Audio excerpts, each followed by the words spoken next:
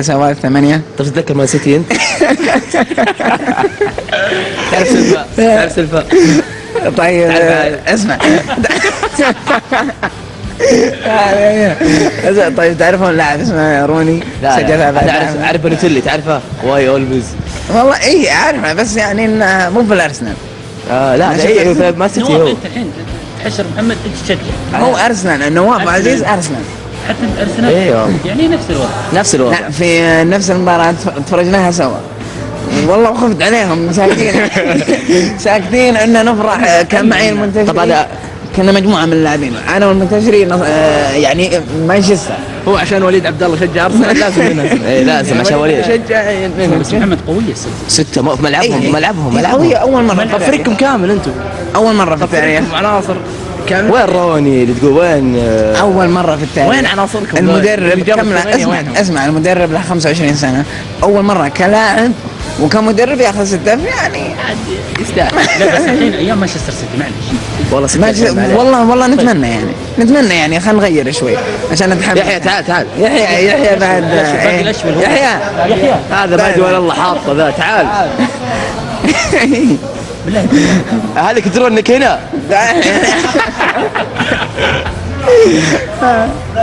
انت نواف تتكلم كلام الغاز ما ادري وش معناته بس تعال. منه في السواقته. سواقته يعرف السوق.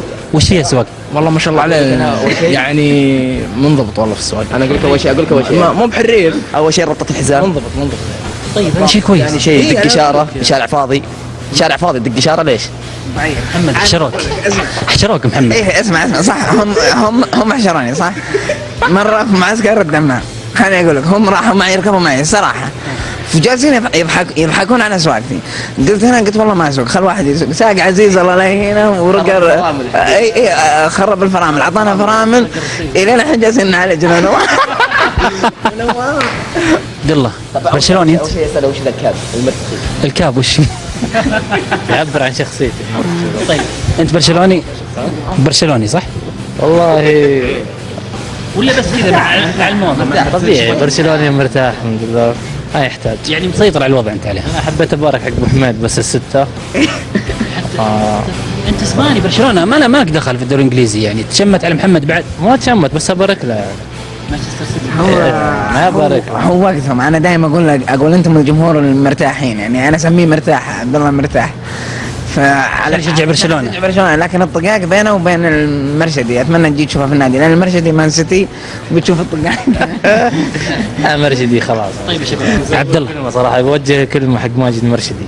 الله تعلم من برشلونه. يعطيك العافيه.